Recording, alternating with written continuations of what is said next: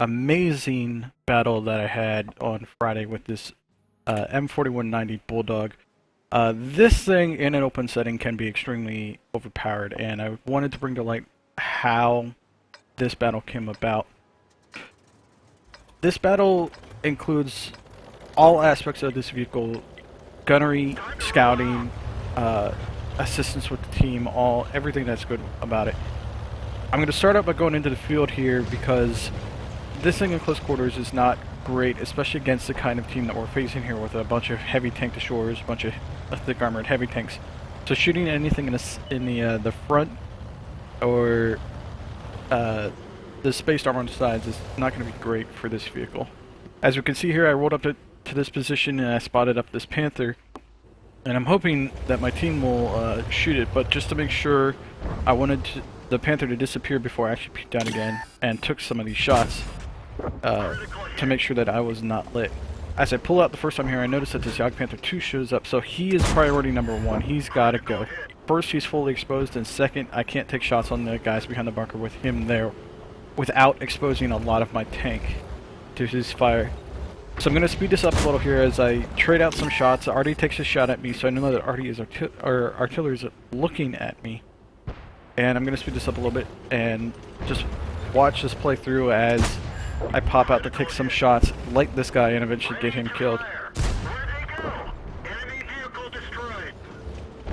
At this point, that SU-152 shows up in the field, and he grabs my attention, but not very much because he is behind that last bunker down there. So I'm still mostly worried about this 42-2 and Panther behind the closest bunker. They are the only ones that are close enough to actually spot me, and at that point, I wasn't actually lit by that guy until I fired my round at him and killed him. With our teammates moving in on this Panther, decided to take a few pot shots here at this E75, see if I couldn't strip off a few hit points from him, but unfortunately only one lands for 97. And I noticed this SU sticking out in the open, and yes, I do get lit, but as he's turning on me, I do get a lucky penetration with the HE round, and it does kill him. So it's back to the Panther and trying to knock him out and help out our IS-3 and P-21. This IS-3 is taking shots from that T-34 heavy tank in the middle at G6 there. So he is definitely on my radar for the next tank to watch out for. As I pull away from this position, I do turn south, seeing that T-34 is pretty low on hit points. And we have a Type 61 moving up underneath him, so I'm trying to work with this Type 61 so he doesn't take too much damage from this guy, but unfortunately he does get high roll from the T-34 without any good return fire from the 61. This first shot is a track shot, again, heat rounds, trying to pin through that thick frontal armor of the 34, at least in this vehicle's point of view.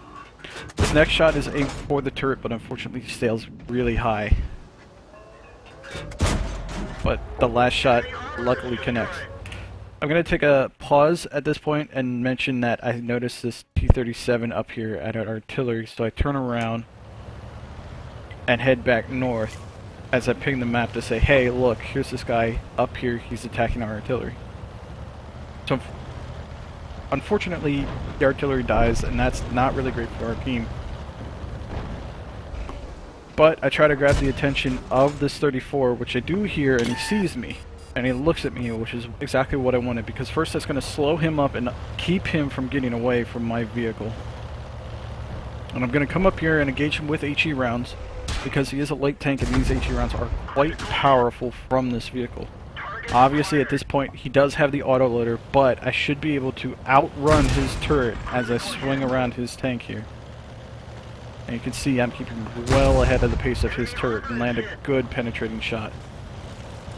And with my last HE round here, I am able to actually kill this vehicle and move on. Now another pause here is we're going to take a look at this 54 right here. He's been sitting there for several minutes in the fight now. It looks like he's either disconnected, dropped, AFK or something. But we're going to keep that in mind. At this point in the fight, I did not realize that he actually was AFK. So we're going to speed it up here a little bit as I get across these Dragon's Teeth over towards the city. And I noticed that this Rheinmetall is over here by himself. You have two heavy tanks that are very much able to kill me quickly if I let them, and a solo Rhymotol. I come across here this opening with a Rhymotol not looking, but unfortunately I'm out of HE rounds. And at that point it seemed like the Rhymotol had fired and it was on reload here. So I got lucky here dodging a bullet from the Rhymotol, and I'm going to back away from him, try to break contact, swing around, and make it look like I'm going back towards my ally 54. But in actuality, I am cutting it back to the other direction, to the east, to try to get a kill shot on this Rhymotol to see if he actually comes out to shoot me in the west or to get that 54. But it seems that this Rhymotol had the same idea as me, and we both meet each other in the middle, but luckily I got off the killing shot first. And this is kill number 6.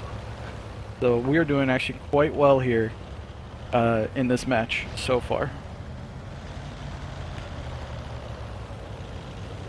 I'm dancing around here in the middle waiting for this 54, who is apparently AFK, to spot whatever it is he's going to spot. And I'm going to double back on myself just to make sure that if I was lit, that it will confuse the enemy just a little bit. I take a snapshot at the IS-3 and it unfortunately does not connect, and it does get me lit. However, the E-75 and the IS-3 are pretty preoccupied with this 54, them seeing him as a bigger threat than a tank that is actively moving around. Taking a shot on this E-75 here, it only tracks him. However, this is good because he fires, kills the 54, which gives me time to reload, and I take him out. Cutting back through down here, I realize that they have 1 tank left and 2 artillery, and there's a good chance that I can actually get some extra bonus damage here and take out these artillery.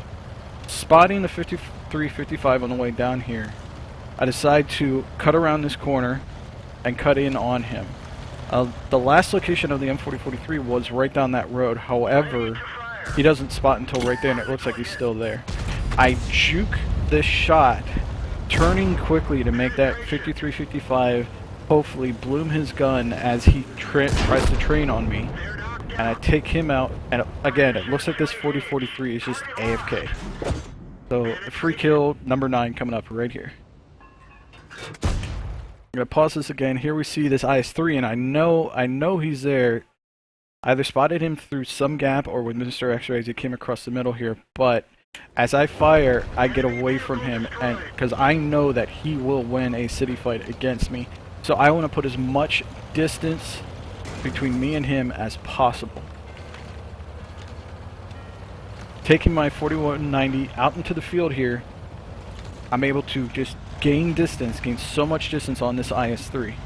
I'm going to spot him here through this middle gap, and he knows it because he stops and turns around.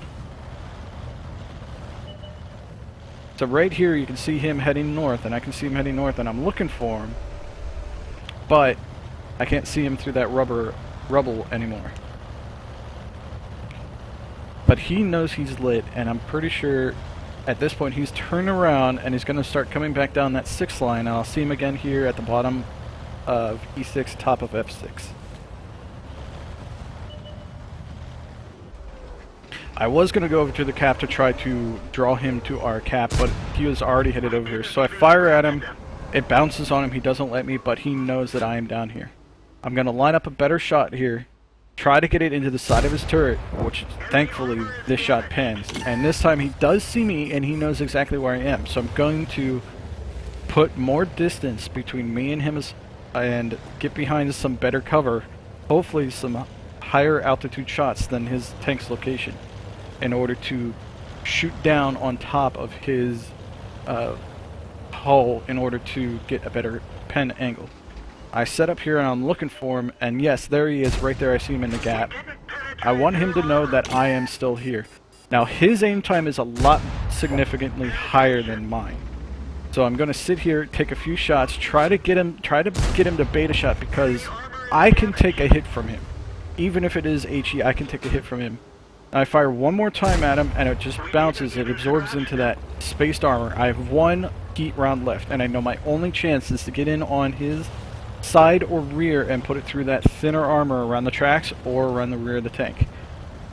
Now he's coming up here, and I catch him out of position where he can't aim down on my vehicle. So we look here, If I just zoom in, that's as much as he can depress, and that is well above my vehicle. But I see him here, and as I start to roll around, I take that final shot, which takes him out, earning a 10-kill match. And I can tell you, ladies and gentlemen, I was shaking after this fight. This is definitely a good fight, a good example in patience, and shows you what you can do if you think it through. So thank you everybody for watching this video. If you liked it, hit that like button. Subscribe, find me on Twitch. You can do all that good stuff. My Twitch link is right here in the video, right down over there. So I will see you when I see you.